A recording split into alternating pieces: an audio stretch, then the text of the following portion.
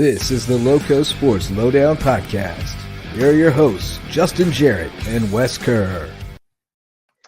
Hey, LowcoSports fans. We are also joined tonight by Max Araj, becoming quickly becoming a fixture in the Lowco universe. Max Araj, Justin Jarrett, Wes Kerr, talking LowcoSports tonight on the LowcoSports Lowdown Monday night edition, and I've got a ticker ready to roll for us with most of the scores, if not all of them. All kinds of stuff going on tonight. I stopped by a couple places. I had my 10-year-old intern in tow. Tonight we popped over to May River. The Sharks were already up 6-0 at halftime on Hilton Head Christian Academy girls soccer. They wanted 12. They wanted 12-0. And they had taken a couple players off at the end to make it more competitive. They're very strong. Natalia Freund with a hat trick. Zoe Stevenson, Rebecca Hoover, and Brooke Dalton-Hall had braces. Candace Martin shut out in the first half. Lexi Lagan shut out in the second half, made a nice 1v1 save. So they're looking very good. Hilton Head Christian's young and getting their legs. They'll do fine in Schizo, but May River looks real good. And then we popped over to Bluffton for a little bit for baseball, which it was a tied game when we left, but Bluffton ends up winning at 5-1. Miles Fry threw an absolute gem, one hitter. Jaden Andrews had the only hit for Buford. 87 pitches, complete game, 11 strikeouts, one walk, one hit. Really good stuff from Fry. Really good. Dylan. Very efficient. Very efficient. I was over on the island. Yeah, where were you at, Wes? I got to see the Seahawks take care of Hampton County, run rule 17-2 in the fourth inning. Only lasted 4, but the Seahawk offense was excellent. Landon Schwartz had a nice day at the plate. Connor Wendell, excellent football player, contributing over on the baseball field. And Slater also, Brooke, he's had a bigger role this year. He was primarily the leadoff hitter a season ago, and now he's been taken to the mound and producing over those 4 innings, 5 strikeouts, just 2 hits, and shut down that Hampton County lineup. So, good way to start off for the Seahawks, and Hampton trying to really grow themselves as a first-year program. But the Seahawks showing some quality work over there at home. But and I got to see the end of the softball game, the softball lacrosse. Boys lacrosse, Hilton Head wins that one 16-5 as they continue to plow through the area they've gone against so far. And the familiar suspects showing up. Brittany Saba leading the way, 6 points, 3 goals, 3 assists. Jackson Olander with another nice night, 3 goals and 2 assists to his name. And it's a really deep and efficient offense for this Hilton Head Seahawks lacrosse squad. They pass the ball really well. They get good opportunities to score close to the net. And Laird County also had a really nice goal close to the end of that game. It was a long shot that he was scored from well out from the net, and Distance. Yeah, they just got so many guys that can beat you on the Hilton High team. Very, very deep squad. Lucas Thibodeau also had a nice game. He had a couple goals, plus 1 assist. So really all the way across this lineup, the attackers, defenders, midfielders, all showing up for this Hilton Head team. So they are looking the part early. They went all over Buford 16-5, but yeah, I'm impressed. I mean, that May River girls soccer team, I think it all started with how they finished off last year, and it's carried over. It was great talking with Coach last week. They're stacked this year. I am really, really impressed. Obviously, they'll definitely go against some stronger competition once you get into region play, but I'm really excited to see how that region unfolds and how this this May River team will do. Also, the Christian Academy girls, trying to find themselves as a team. Abby Panuzzi, that was a huge loss. To not be with her services. She was an absolute sensation on the field. They lost a couple of other strong upperclassmen and seniors on that team a year ago. So a little bit of retooling to do, but I think they'll be fine at skis to play. But May River girls, they are legit. I cannot wait to see them go up against these region squads, especially to see where they are against a James Island or a Lucy Beckham. Yeah, they're definitely lower state championship contenders for sure. 100%. And the Yeah, I goalkeeping. mean, Lexi Lagan coming up yeah. big with that save on the breakaway. And That's so cool for me because Lexi is she's one of those kids I've watched grow up. Like she used to help me in the concession stand at BYS, and now I'm like, holy cow, are you kidding me, Coach? Lexi Lagan made a huge save 1v1. That's amazing.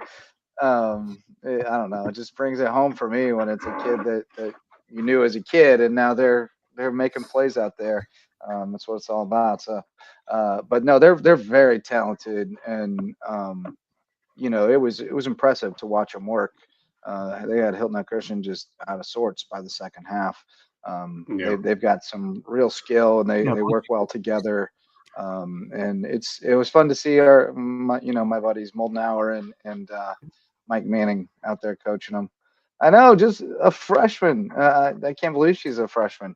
Blows my mind. We get to cover her for a few years. And there's a whole bunch more kids I've known growing up coming. So that's going to be cool. Max, where were you, buddy? Well, you were on the air tonight now that you're full-time broadcaster all of a sudden. Buford Zone had you on softball tonight? Yeah, I'm getting right in with all this. You've been busy, my man. That's oh yeah, I've been busy. I still got a few games left going on this week too. But yeah, tonight I was at Buford High School watching Buford softball open up their season against West Ashley High School. Kylie Rast, holy moly, did she put up a absolute gem tonight? Pitching side, she pitched a full game, complete game.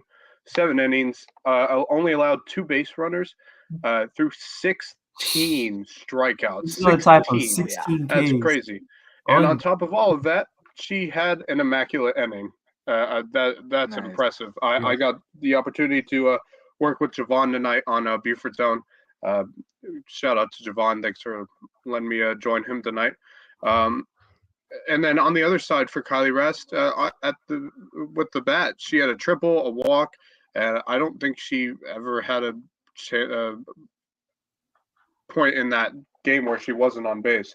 So she had a great game. Sailor Waldorf also had a great game for Buford High School. She had 2 base hits and an RBI as well. Early in the game, Buford scored 2 runs in the first inning, and they never looked back and ended up winning the game 3-0 over West Ashley High School to start off the season. Run support early, and then if you just can knock around a few runs in for Kylie Rast, she's going to do the rest. Yeah. They scored 2 runs, and Kylie Rast just shut them down. And when I say shut them down, I mean shut them down. Mowed them down. Yeah. So great game by Kylie Rast.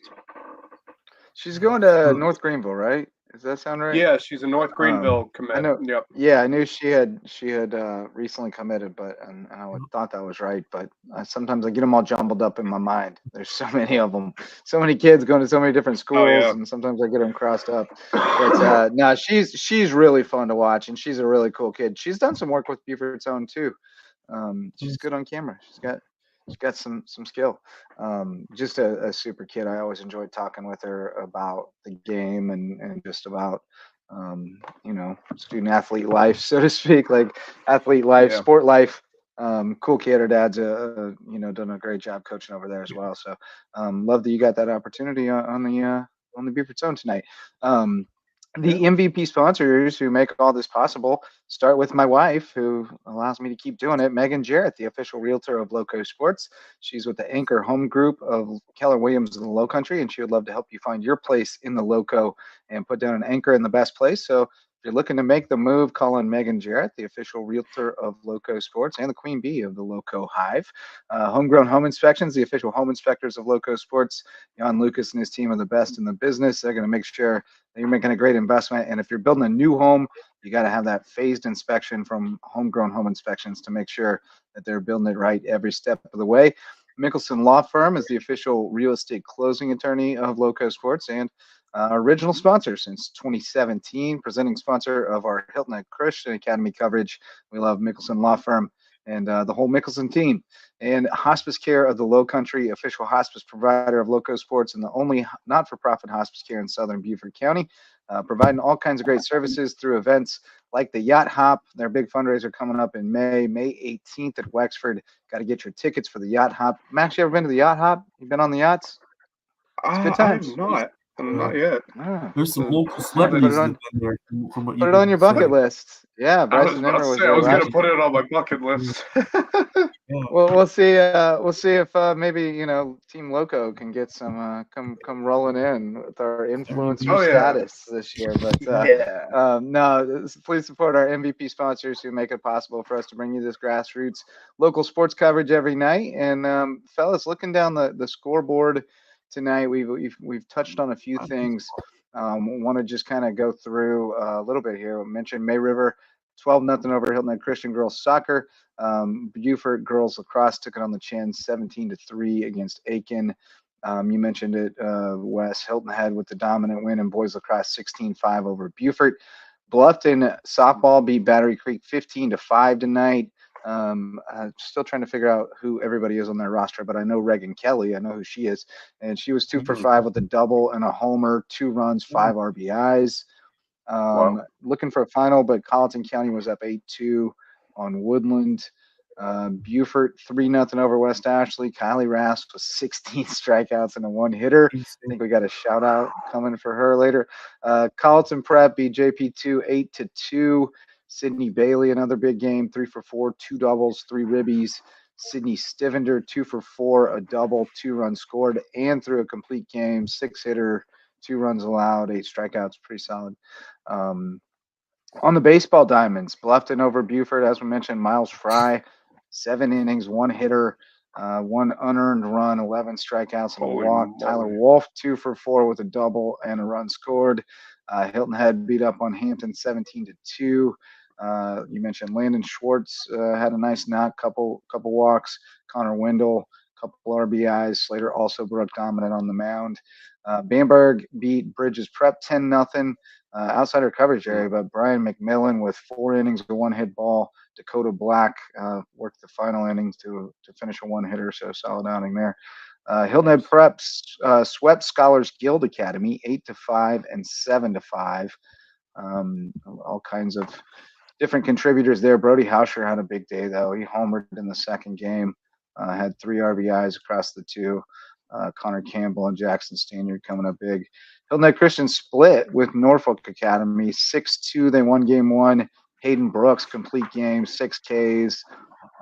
Second game, Norfolk beat them 9-4. Got on them early, but then the bullpen pitched really well. Tucker Nelson, another guy I watched grow up, 3 innings, 2 hit ball, no runs. Walker Mickelson with a scoreless inning. So they kept them in it, but just couldn't get enough going on offense in that game. And then Colleton Prep, I think they beat JP2 8-2. I think that went final. Yes. Max, they did. Max, I'm getting pumped for Wednesday because we got Hilton Head Christian at the Nest taking on Hilton High in baseball. So I will be there. Yeah, that's going to be good. I'm excited for that one. That's going to be a good matchup. I'm waiting for that. I'm excited to see what Hilton Head Christian can do because they've got some electric offensive talents, and then the pitching is rounding the form, but Hilton Head has got I mean, they played an out-of-state team this week, Norfolk Academy. I think we've played them before because I remember playing them in my days, and they were a good team then. They've always had a good baseball program whenever they come and play us. So they can win that too. Not bad. Yeah. So they had a good game. They had a good first game. Second game, they played well, just wasn't good enough. But yeah, oh God, I wish I could be at that game on Wednesday, man. I would love to be at that game, but of course I have work, so I can't make it. But I will definitely be keeping an eye on that stuff. Game. Oh yeah. Oh, Wes disappeared to cough. I think the allergies are getting Wes. It's definitely. Oh, they were getting me the last couple of weeks, so I feel you. I feel you, Wes. The pollen is back. No, I think it was the defense that let them down in game 2. They made 4 errors. Yeah. Tevapa got tagged with 5 unearned runs. So I think that kind of between that and walks kind of did them in. I think you got. I mean, because Hilton Head High School is good this year. They're really good. They're strong saw tonight against the Hampton County team, obviously trying to find their way in their first year as a program. But I think that's going to be. I want to clarify that not really their first year as a program. It's the first year not really, of the but two as being merged. I mean, Wade Hampton name, had a solid squad last year.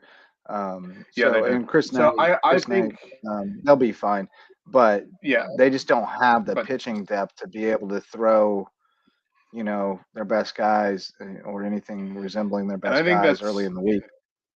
Yeah, that's the issue for a lot of teams. I think is pitching depth. That could be the key difference of you being a state contender, a state title contender. I mean, we've talked about that with Hilton Head Christian Academy. This is a first year Christian Academy's got a pitching depth good enough to be able to beat teams like Hilton Head Prep, who they've had some problems with the last couple of years. I think this is the year that they can get over that hump with that pitching staff. So I'm excited to see how they play against Hilton Head High School on Wednesday. But I got a good long week ahead of me because we got some Sand Shark softball on Thursday. Oh, there he is. Right. He's back. Unmute, buddy. He's muted though. You're muted, man. You're muted, buddy. Wes. You're muted, Wes. You're muted.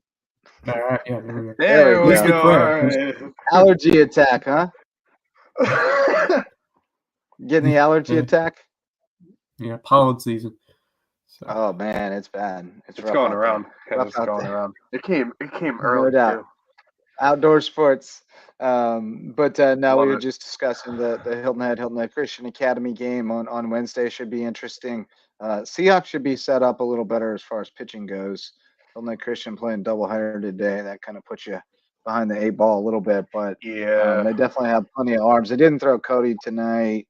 They didn't I think he'll pitch. I think he'll be the starter for them on Wednesday, 100%. I think so because we want every year we want to beat the crap out of Hilton Head High School because we just love doing it. So yeah, they're definitely starting Cody on Wednesday because I think that's the alternative is losing to him.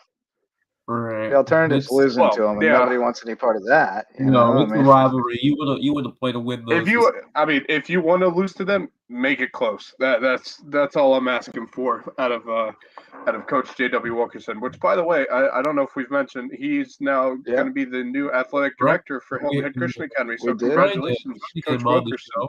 And he's been only at Christian Academy for I think 2 or 3 years now, and what a way he's made that baseball program into what they are now. So, congratulations on the new job opportunity. And, but yeah, we're talking about how those two teams are going to play. I think they match up very well. If Cody's on the mound for Christian Academy, it's going to be a great matchup. So I'm excited. Obviously I won't be able to be at the game, but I will definitely be keeping an eye on it. And then we pumped to definitely give you all the footage and the coverage from over there on Wednesday. Sure. It's a great environment to watch a game. Hilton Head High, it's one of the best ballparks in the Lowco, especially for sure. Box, and you have that new third base side, and it's just a really, really nice atmosphere. The field's well kept, well maintained. It's just really palm trees on the side. Yeah, I loved playing on that field. It was probably my favorite field to play on. So yeah, it's a great atmosphere, a really fantastic, well put together field. But we got that, and then we got Sand Shark softball on Thursday. I'm excited for that. Speaking of which, we have some breaking news because Adam Reynolds just picked up the coveted Peach Belt Player of the Week. Very well deserved. We talked. We don't have to go on a hunger strike. We don't have to go on a hunger strike. I mean, we talked about it with Bracken Lambert last night. We were like, if she doesn't get it, I would be shocked because the numbers she put up was ridiculous. But I'm excited to see her and the rest of the Sand Sharks team play on Thursday. Who are they playing? I have no idea. I believe. Yeah, that's right. So I'm excited for that. And then, Bluffton's got some games on Friday. I'm excited for that. I'll be doing broadcasting for the Bluffton High School game against McIntosh County on Beaufort Zone with Javon, as well as the Beaufort High School game against McIntosh County, which I think they're from Tennessee. So, there we go. McIntosh County should be in Georgia, yeah? Georgia? McIntosh County in Georgia. There may be one. There's probably I think they're – hold on. I think that one's Weller's. I think that was Weller's bomb. McIntosh County Academy. I think it's Tennessee, but I could be wrong. Anyway. I know there is a McIntosh Academy. I'll tell you what, whoever it was, they were hitting the cover off the ball all weekend. The first one was Weller, and then that one was Addy. That was probably one of my favorite series to cover. God, what a game that was! First USCB softball game for me, and I got to see them go 11-10 on a walk-off. It was a crazy game too. I mean, Wes can attribute to that. Look at Sierra Kinlaw battling in that 7th inning. Yeah, and I see what you mean about. She had a great weekend. About Miller covering some ground in center. Goodness. Yeah. Oh yeah, she's good. A few times I was nervous, and there was no sweat. But I mean, it was just that game was just back and forth. I mean, one team scored 3, the other team would respond with 3, and then one would score 1, the other would score 1, and it just went back and forth. They're doing it all kind of ways: small ball, long ball. Well, yeah, Lander would get ahead, and USCB would tie it in the bottom of the inning. It was crazy. Battle. It was a great game. I enjoyed that one. I mean, all 3 games were great, to be honest. Yeah. It was that was an exciting weekend. I loved every minute of broadcasting that game with you. Yeah, I was fun to see this team, and it lived up to everything I thought it would be. They are a fun group to watch, and they're really getting the approach right at the plate. That's what's really sparked it. But Sierra Kinlaw's been doing your job, and that play there, we weren't sure what was going on that play. If you go to that last play, the walk off, she was just standing at home plate. Alyssa Rose, right? She's got to go touch first, and then she had to run to first base because she's got to go touch first. But then when people started telling her to go, she started going. Then the defense tried to throw it down there like they were going to get her out, but it's a dead ball. You can't. Oh yeah, it was a dead ball at that point. Yeah. Oh man, that was a great weekend. It was just chaos. Yeah. Congrats to Addie Reynolds, man. What a weekend she had. I'm excited to see if she can continue that on Thursday. I saw the tweet from USDB softball said all gas, no brakes. So I think they're indicating that they're hitting their stride and they're ready to roll. Oh, I don't think they hit the brakes that entire weekend. They were all gas that weekend. They really were. Yeah, tough to see them drop the last 2. They were right in the when they had that big lead in Game 3. But now it's all about resetting, take what you did well, and get ready for 2 more on Thursday, and then go into USC Aiken. So it'll be a busy week ahead for softball and then baseball. You know, now they've got all the mojo, all the excitement, all the emotion after what they did, knocking off nationally ranked Georgia Southwestern 2 straight games, and you get another home weekend. Yeah, I mean, let's talk a little bit more about that for the people who maybe didn't watch Sandshark Rewind last night, because that was huge. USCB baseball loses game 1, 25-1 on Friday. They are on Saturday. They come back on Sunday and sweep 2 from Georgia Southwestern, the number 16 team in the country. Pretty unbelievable turnaround in 24 hours. Yeah, for sure. Because I decided to leave the game early. The first game, I think a lot of people at that point kind of decided they were going to leave. But I left the game because we were watching the game. It was 6-0, and then we looked back 10 minutes later, and it was 12-0. And then by the time the softball game got done, it was 21-1 or something like that. And at that point, I was like, oh yeah, this game's over. And then I was like, I said to who was it? Was it Ashton that was doing the broadcasts for the baseball games? I can't remember who it was who was doing the commentating for the baseball games. Yeah, I mean, credit to that. Credit to our student, the broadcasting class. Yeah, they're great because we've been getting some. Yeah, they're great from the students. But he did fantastic. But that first game we got to hear the end of it because it was going on right before we started game 2 over at softball. So I got to hear some of it. Yeah, I said he was really the enthusiasm. I mean, that's. There was a point. I think it was during the game. At one point during the game, and he was like, "Oh, they picked him off," and I could hear it from all the way. Oh yeah, me and Wes looked back. We were like, "Who was that?" we looked back, but it was funny because I said to him, I was like, Well, I sure hope you have a better 2 games today than you did yesterday, because that is a rough first baseball game to broadcast, man. But yeah, he did great. And what a weekend it was for Sandsharks baseball. But yeah, that was it was a rough first game, and then they're like, yeah, no, this ain't happening again. We're not doing this again. We're gonna get this dub, and they did. They got 2 dubs, to be honest. And so, and walked off with the series win. It's good. It's impressive enough to do it once, but then come back and do it again. 2 walk-offs. You never know, but it feels like one of those things that's like a launching point, like that you can rally around and be like, hell yeah, we just did this together. We can do anything, and sometimes as a team, you just need that. You need just something to make you believe that there's some magic in that locker room, in that clubhouse. And this feels like that kind of weekend. And I encourage people, if they missed it last night, to go check out Sandshark Rewind, because Brian Meyer was awesome. I love that dude. He's so fun. It was great. One of the guys who we should have given more love to was Ian Barnes, coming in both games and producing on the mound. Especially they brought him back and pitched a clean ninth, and then that set up the walk-off.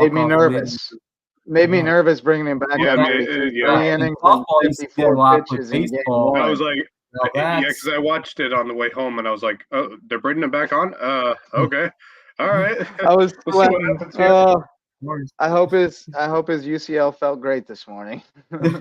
Just made me nervous. Made me nervous. You'd be sore going in the next morning. Oh my goodness, would you be sore? I would be sore. As a youth baseball coach, I'm like, I got those numbers drilled into my head and know how many days rest and all that stuff, and it just but you're a college baseball coach who are just it's a different kind of deal.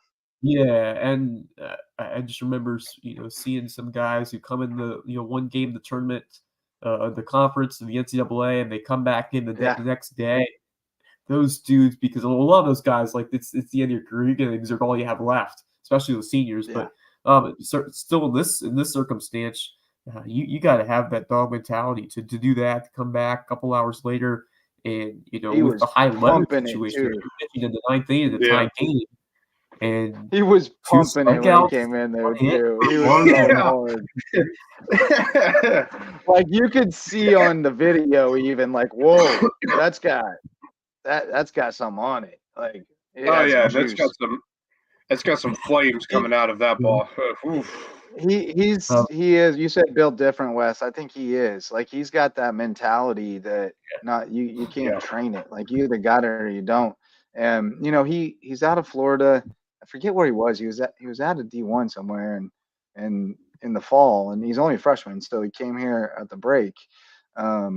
Obviously saw he wasn't in the mix. It seems he's not the kind of guy who's just going to go sit somewhere. He was like, nope, I'm going somewhere I can play right now. Put me in, coach. Put me in a leverage situation. And he wanted it. He wanted all the smoke on Sunday. 3 innings in game 1, and then he came back to pitch the 9th in game 2.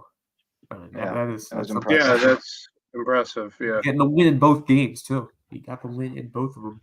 And give credit to Cam Dimension as well, and Tucker Dove, who I think also pitched in both. Tucker Dove pitched in both those games too, and Aiden Cooper did too. But he struggled in the first game, so they gave him a quick hook and then brought him back in game 2, and he pitched really well.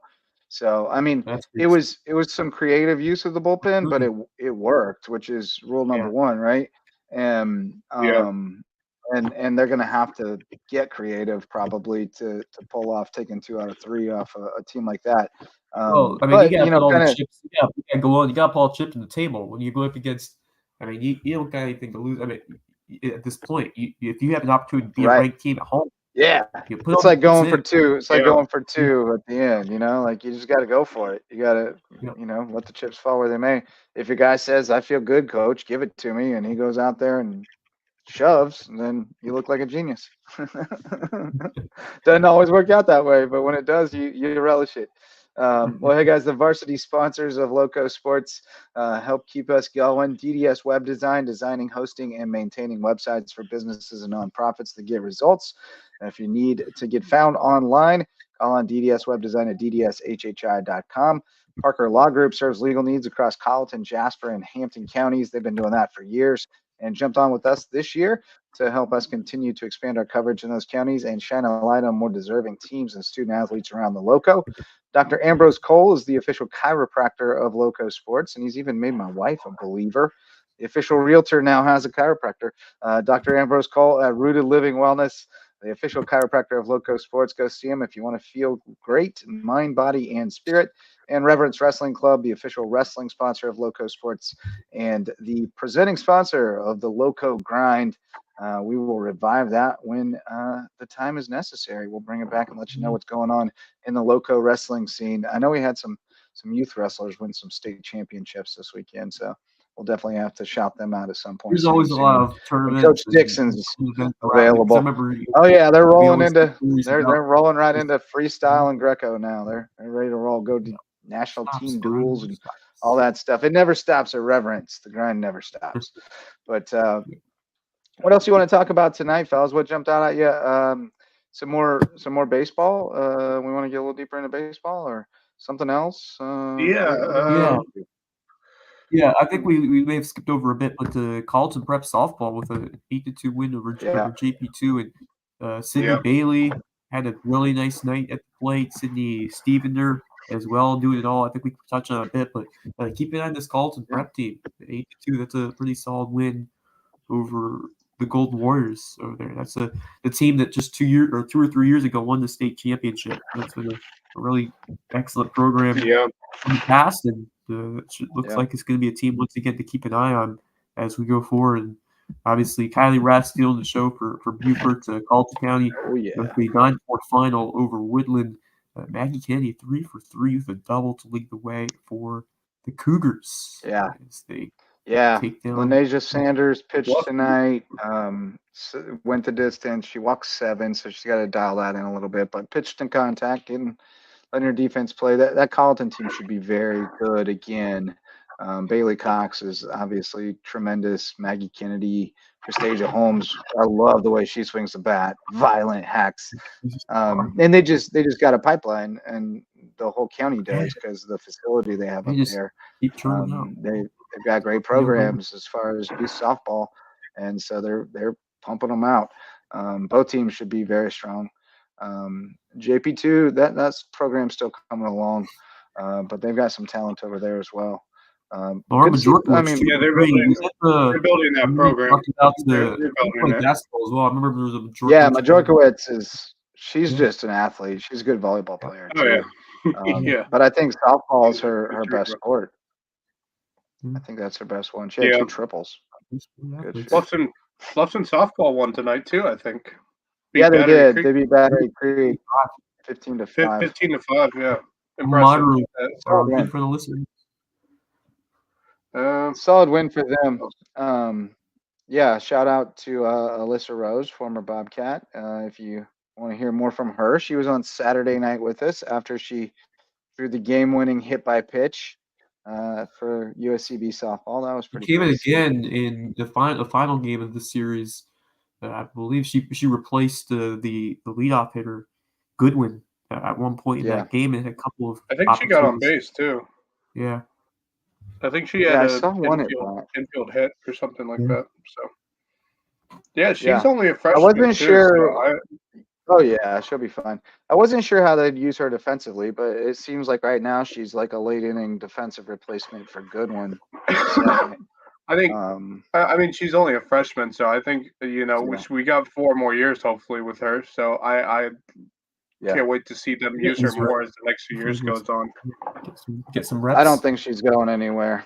I think she's really, really happy. I do agree. She's gonna become after she's done at USCB. I think she's gonna have a chance to go on that coaching road. If that's something she likes to do, she's gonna do a great job at that. I think it's gonna happen. I mean, she's gonna be a teacher, so it just lines up. I mean, if they can build this. We've been talking about if they can build this Sandshark softball team over the next couple seasons, because they're already good as it is, but if they can build it up and to the point where I think 2026 is when they can start competing in playoffs and stuff like that, and they have a good enough team, they'd be really dangerous, especially being able to contend for, the NCAA and stuff like that as well. So, yeah, I mean they were a top tier program for a number of years, and then kind of fell off a little bit for a couple of years there, but are in poised with Yeski and the connection she has in the game through South Carolina. She's done a great job in her 3 years as a head coach. She's really built that program up real well. I think they're going to be a force. All the accolades that she had in terms of building an offense, and she got working right away just to help the team really find that groove offensively. We saw some big jumps early, but now it's really starting to come together and fill the picture that she was envisioning. And they've got the pieces now to really operate the offense that she likes. Mackenzie Foreman, shout her because she's been excellent first, but she's also trying a bunch of walks. I think she leads the team in walks, and she's got heck of a vision there at the plate, and that's invaluable to have someone who's, give it a couple.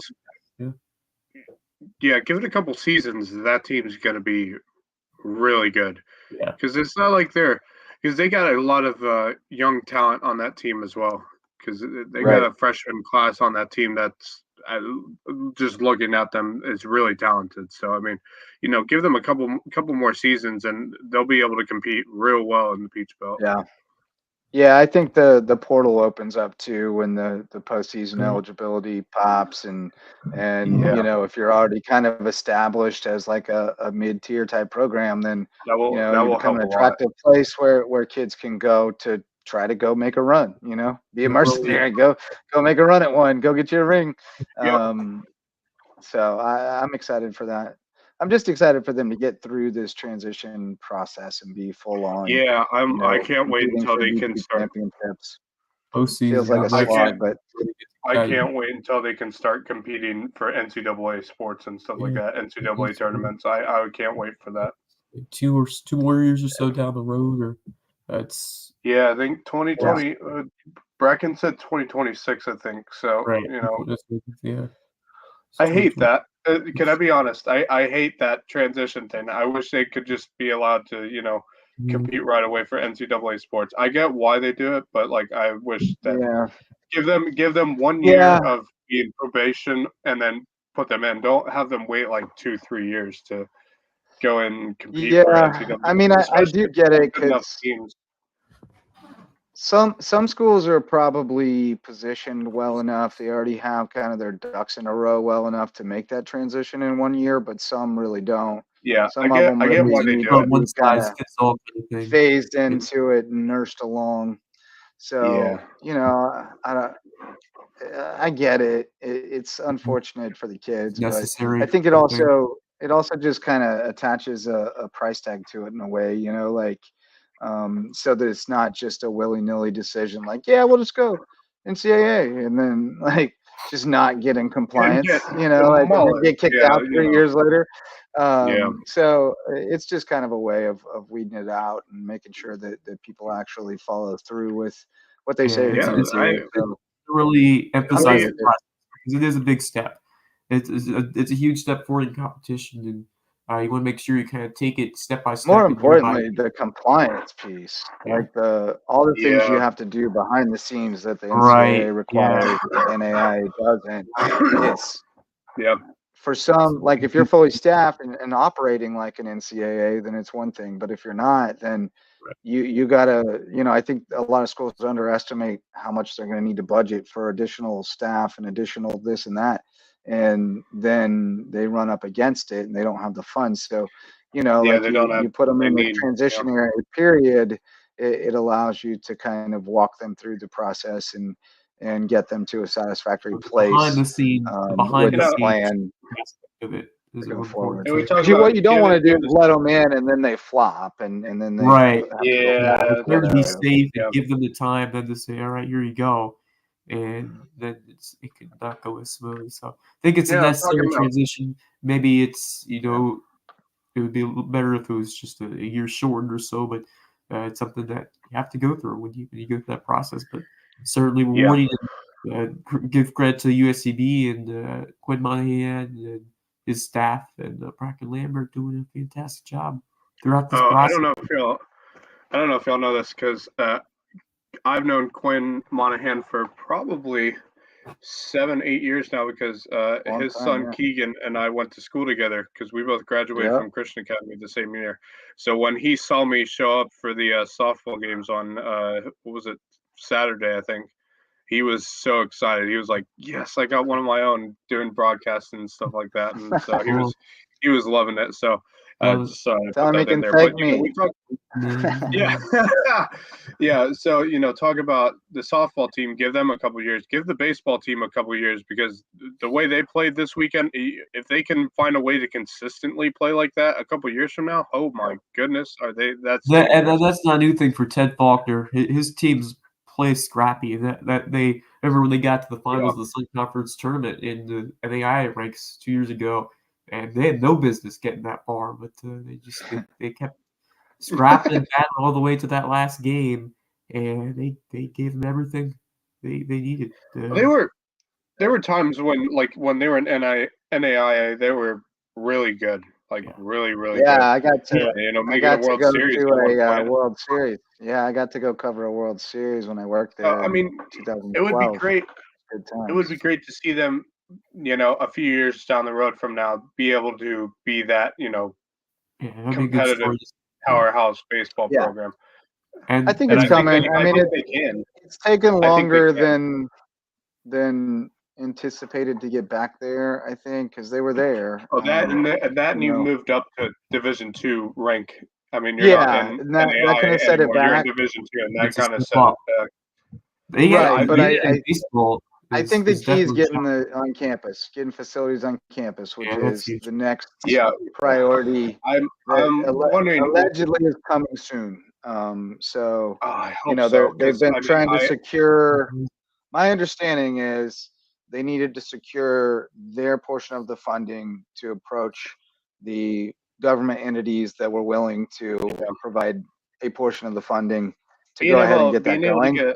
And my understanding is they have secured that funding, so they're ready to approach those entities and make that partnership. So, I think it's coming, and I think it's critical, and I think it's really the key to kind of getting off the plateau and taking the next step up. Is you just need to have facilities that can compete with your peers, and right now they just don't. It was competitive with a lot of their NAIA peers, but if you want to be a top 25 D2 program, the facilities look different. Yeah, I like Richard Gray Sports Park. I mean, I think it's a great atmosphere there. But I have great memories there. I mean, from USCB's Bluffton campus, that's a bit of a drive for any student, let alone players and stuff like that. So get it out of Hardyville, get it onto your own campus. I think that will change the whole scenery. We saw what basketball did. And the way it was easy for students to walk over there, grab some Chick-fil-A, get to the game. And if you got baseball right beside there, I just think it's students and seniors. Neither one of them wants to get in their car, play it on campus, and they can both ride their golf carts or walk think about the other program that was playing at the Richard Gray Sports Complex at one point. It was JP2. And they're even farther out from there than from where USCB is. And, now they got their own field on campus, and it makes a whole difference. Huge difference. And it gets players interested in the baseball program that's needed some boost over the last couple of years. Yep. I think I think that's coming. So, it's been a long time coming. I'm excited. I'm excited to see the first coach was fired up about it, and the second coach, Brian Llewellyn, was fired up about it, and it hadn't gotten done yet, but I think we're on the cusp. So I always felt like basketball was the key. If you could just get basketball, that would engage the community in a way that nothing else could. And it has. I mean, it's easy for me to say now that I always said that, but I mean, I always did feel like, man, if we could just figure out how to get basketball going somehow, some way, that would engage the community in a way that nothing else can, other than football, which is a pipe dream. Carolina system's not letting that happen. Coastal Carolina broke that for I don't everybody. think they're ever gonna. That's They're not never gonna let that happen That because won't happen again. USC Aiken doesn't have a football team either. They're not allowing them to have it either. So. No, Coastal Carolina yeah, used the Trojan horse and ruined it for everybody else. Nobody else will ever sneak in that way again. I was waiting for it too. I was like, come on, just give us a football program and maybe this could like really be something special. Yeah. But I've been waiting for the basketball program to come around, and it's finally here, and it's not going anywhere, And so that brings a lot more. Yeah, it's here to stay. I said it last night. It's not going away. It's here to stay. And that's a good thing because that branches out now to other sports too, because people are going to go say, hey, we love watching the basketball teams. How good are these other sports, Mm-hmm. Are the softball and the baseball teams good enough to be watchable? I'm ready for wrestling, baby. I'm ready for wrestling. Drop a spotlight in the cove and let's go. I heard volleyball, potentially volleyball is something that we could see. Yeah. Which would be a natural that next makes step. Sense. Well, they got the court. Volleyball they got the makes court a lot to do of it. sense. Yeah, volleyball makes a lot of sense. Now. Yeah. And, that would be great. And then if you go there, I think that brings wrestling or even men's soccer into play. I think lacrosse makes sense at some point. I mean, you don't want to overdo it. I'm surprised they don't have a lacrosse team. Yeah.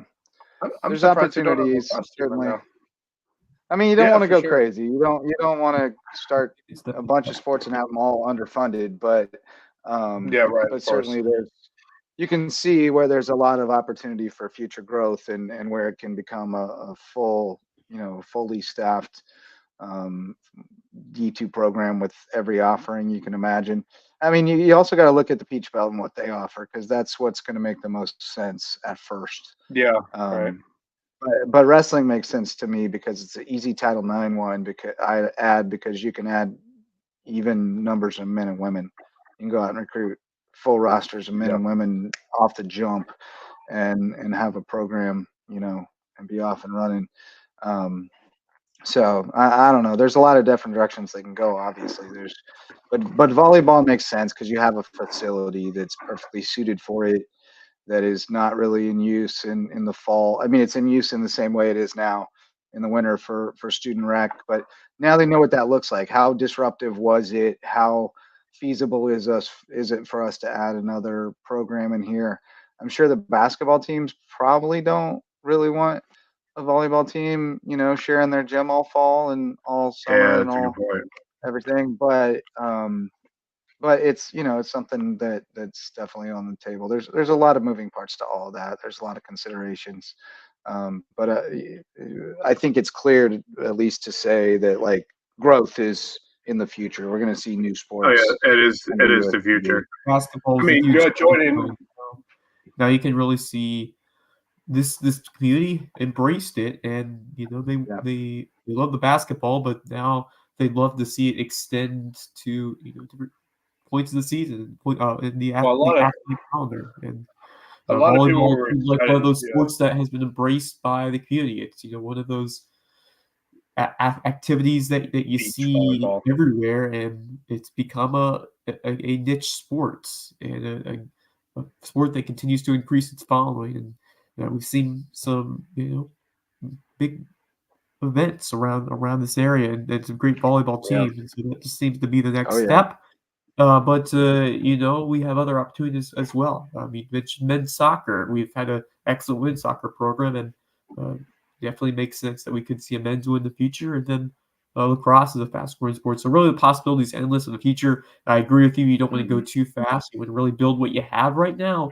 And then once you lay the foundations for that they've been doing, then you really can look into building, even more sports down the road, because it's a really exciting time to be a fan of USCB. And I just remember a few years back when I started working for them, and they were in the NAIA. They were, there's still talks about it. I mean, the vision was there. Now to see it in full fledged out there on the court, and just looking back on opening day, how special that was, and then to see some of those big conference wins, that first guys win over Augusta, the excitement there, and how the women responded, won those 4 in a row, that last home game to close it out. I mean, that was really special to see that conclusion to the end of that first year. And Fans loved it. It was like a Division I atmosphere.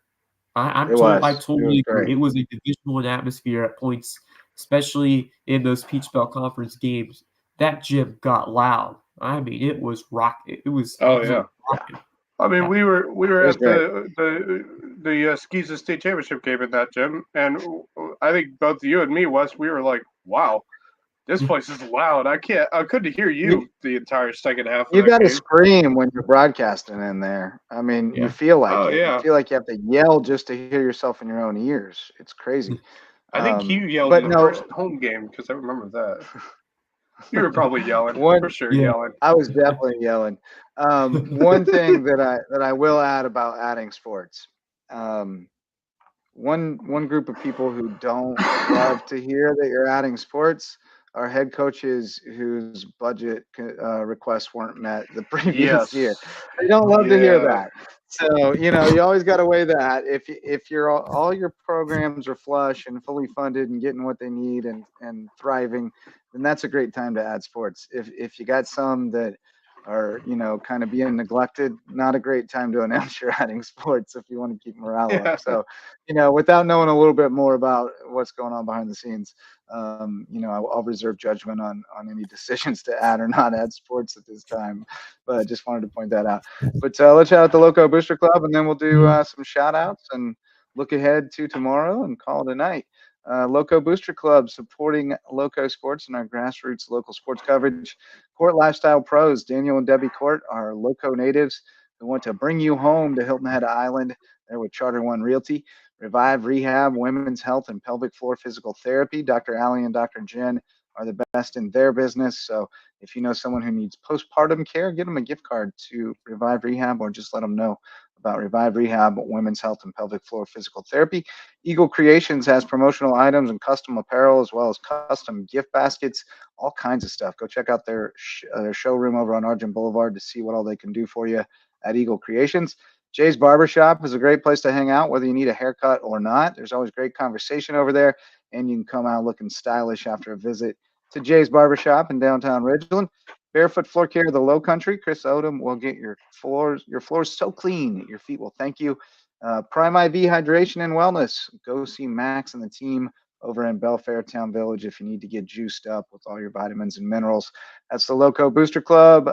Who you guys want to shout out tonight? We got a lot of. Well, it is Monday, which means it's Teams of the Week day. So we're going to honor all the teams from the past week. And glad you're looking out for me, Wes.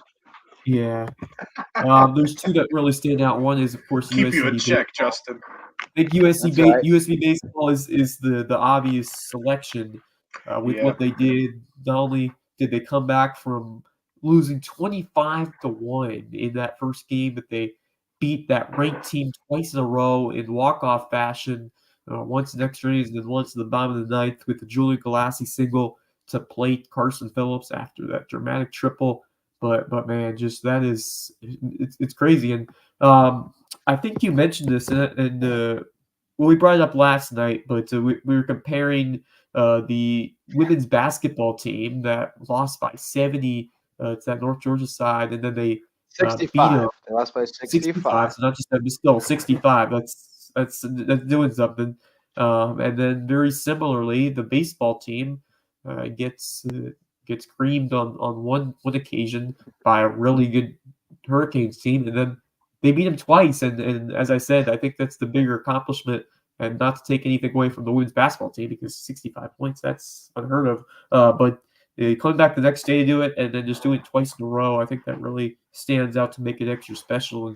And man, Ian Barnes, absolute dog, really was a difference maker on the mound. But that lineup really brought it so many different points in that series. My man had a full Ankiel-esque meltdown too. Just didn't know where it was going. Back to ball games and great to see some different guys like Carson Phillips, Brian Meyer, Hunter Miller, of course Julian Galassi finishing the job. But we're seeing so many different guys find their niches and find their roles. Carson Phillips, what a start he's had, just monstrous performance. But Brian Meyer, Gold Glover, and constant producer there at the dish. Hunter Miller, as I said, Terry Dean's had some nice time over there at catcher, and He's hanging in there. Sebastian Biggs, pretty solid third baseman. Aiden Driscoll-Sadusky, trying to find, his offensive spark, but and alongside Storzuri, kind of platooning those two at first base. But I kind of like what I've seen from both of those two. And then Carson Weathers getting some time in the outfield. So they've got a lot of different options to turn to. And, I think they're really starting to find the centerpieces, Galassi with his defensive ability and his 3 for 5 at the plate, with a walk-off. Carson Phillips setting tables at the top of the line, really producing. Yeah. And then you can really get some of the other guys going, especially Hunter Miller, who had a couple of home runs early last year. If we could really find his swing, that could be huge. So I think the framework's really there. The pitching has just been excellent and timely, and that's just a scrappy team. It's going to fight you no matter. Now they can, they know they can do it against anybody. Anybody this Peach Belt, they can find a way to hang in there for a win. So. No, and we'll be right back here. You got to credit the guys who ate it on Saturday too, because at some point in that game, you're like, "All right, guys, you got to go eat it." So we got a shot tomorrow, and they did, and you won too. Sometimes a blowout loss can be more beneficial than a close one, because you kind of know, all right, well, this one's slipping away. Build on. Yeah, you just kind of put it on autopilot halfway through. I think the head coach, Ted Faulkner, he was probably just like, yeah, that's not happening again. We're not doing that again. Yeah, we're reset. Hit the reset button. We're not doing that again, because we are not a team that's going to be embarrassed. Like, I think that's pretty much what he probably said to his team. We're not going to get embarrassed like that again. Yeah, they may be a ranked team, nationally ranked team, but we're a good team too. And they showed it. They showed that they could battle. They showed they could play scrappy. They could fight. So, yeah, they are definitely my team of the week for 100%. And getting to watch them play. Ready for some more? More USB baseball, because we got Middle Georgia Slavia away.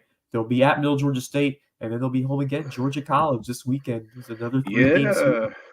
Great sports complex, and that will be the only show in town, because softball being on the road. And look at this. I mean, Sand Sharks. You weren't expecting too much after that first loss, but they're 2-1, top half of the league. I know it's been one series, but you got they got a winnable. They got a winnable series this weekend too. Yeah, I mean, if they could conjure what they did, they could win all 3. Hopefully, I mean, you definitely want to try to win 2 out of those, but I mean, you're feeling good. You're feeling good winning this one, and I think they have a good shot at getting the win against Middle Georgia this midweek game. I think they have a good shot of winning that game. But I think because they're playing. Are they playing Georgia College this weekend? Georgia College. It depends how many arms they hold back for the weekend. I mean, midweek games are weird because you have sometimes some of the pitchers that you don't normally see on the weekends, and you're trying to like the softball game at home this week is a noon game on a Thursday. A really weird time, if I'm being honest. Yeah, weird timing. But yeah, those midweek games are kind of weird. Yeah. Should be a great day. I used to love it. I checked the weather. I used to love it when we had a noon day. I'm excited. I'll be there. I'm excited. That was a great work day. Yeah, I'm excited. I'm great work day when you get to go to the ball field. Have an office over at the ballpark. It doesn't get any better than that. I mean, that is a dream. It'd be great if I could sleep in on that day too, and then go to the game. The weather is going to be absolutely beautiful. 75 degrees and sunny. What more can you have? Yes, that's a baseball weather day right there. Yeah. That's a baseball and a softball weather day. I'm ready for that. I'm excited for Thursday. I'm excited. Team of the week for me. I got to give love to Bluffton boys soccer. They've been terrific. 3-0. Fox is doing a great job over there as usual. He does a great job wherever he goes. That was a nice win over Catawba Ridge in overtime. And I understand you got some video of a bicycle kick, Wes. I heard you may have gotten video of a bicycle kick. Really? I don't know. Ooh. Maybe you just got tagged in it. Not sure, but I heard there was a bicycle kick goal. I saw it on Instagram. It was pretty beautiful. And then I would also shout out that May River May River girls soccer team. Yeah. I mean, they are for sure on a heater right now. They're on a mission, I think, and it's pretty good stuff. The last to 3 watch games, what's going on 9-0, 7-0, 12-0. They haven't conceded a goal. They played Bishop England on the 13th, but that was a scrimmage, right? That was before. Yeah. So they have not conceded a goal this regular season through 3 games. Obviously, you can't expect that to hold up. But Hilton Head, that's a very winnable. That's always a tough one on the road. But I like May River to win that one at the Nest on Friday, March the 8th. It's coming up. Region play this Friday. I'm trying to find this bicycle kick goal because I'm pretty sure. I'm still trying to figure out my team of the week. I might have to go with Wes on USCB, to be honest. I can't think of anyone else. USCB is like the one baseball is the one team I can think of right now. One track mind. Well, we're going back over the past week, so you can dig deep too. You could shout out. But it's all good. It's all good. We put you on the spot. You'll come prepared next Monday. How about that? Yeah, I will definitely come prepared next Monday for sure. Yeah, team of the week ready to go. Screw around Monday. Or anything. Yeah. But what are you guys getting into tomorrow? I got some McCracken Middle School baseball against Hilton Head Middle tomorrow. We got some couple interesting contests over at Christian Academy. Boys soccer, Hilton High, Hilton Christian, and then the boys lacrosse taking on Bluffton. The boys Hilton Christian boys lacrosse team against Bluffton. A nice little rivalry of a few meters apart. They just have to walk across the street. You're right there. Bluffton, Hilton Christian. Almost throw a lacrosse ball from one spot to the other. I won't be able to make it to any of the games tomorrow night, but there was one game. Hold on. One game I was looking forward to if I was able to make it.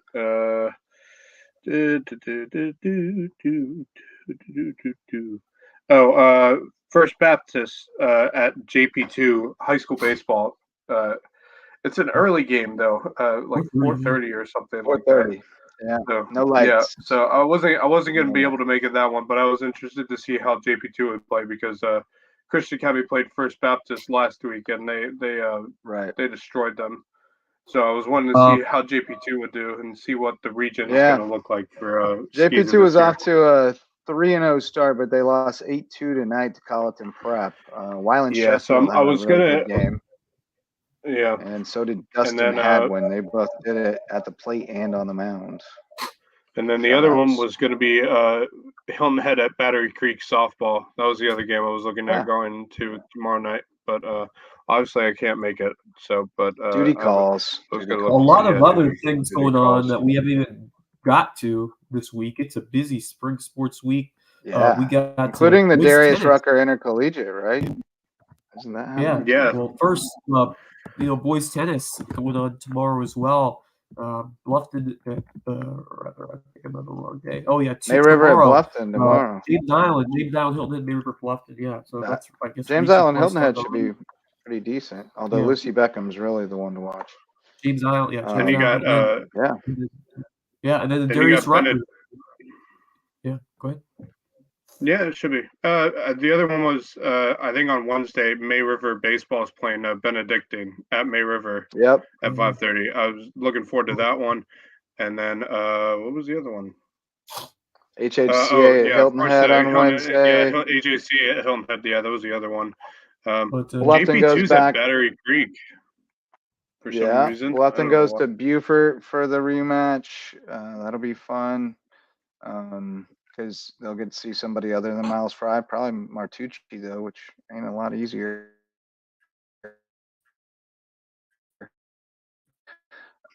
Softball already underway at Long Cove. Darius Rucker already underway at Long Cove, top tier collegiate women's golf tournament, and Arizona State, the Sun Devils in front. 6 under par, 3 shots over Duke. Nice. Wow, that is a trip. That is a trip from Arizona State. Holy moly! I didn't know we had teams coming from that far out.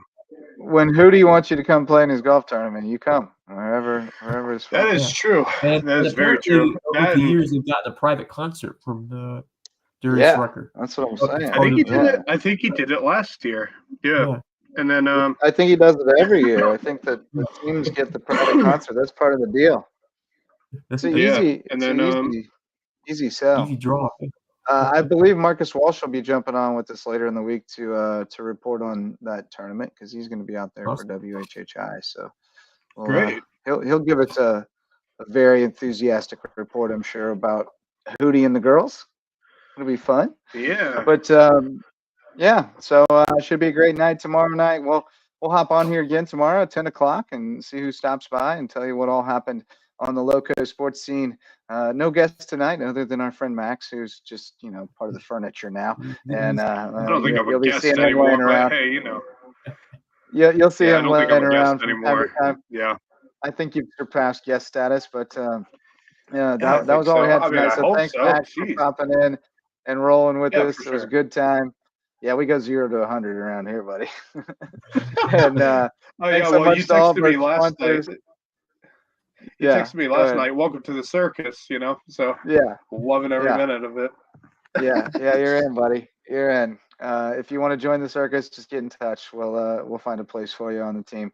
But thanks so much to everybody who supports us, all the sponsors, all of you who show up to listen or watch. Let your friends know about Lowco Sports. Let them know why they should support grassroots local sports content that shines a light on the successes of our teams and student athletes. We love doing what we do, and we'll see you tomorrow night. For Max Araj and Wes Kerr, I'm Justin Jarrett. Till next time, go Lowco. The Lowco Sports Lowdown podcast is a production of Lowco Media LLC and LowcoSports.com, an independent media outlet providing grassroots local sports coverage in the South Carolina Lowcountry. We are sustained by community support from sponsors and patrons like you. Get in the game with a monthly pledge of $1 or more at patreon.com/LowcoSports to keep us going and growing. Go Lowco.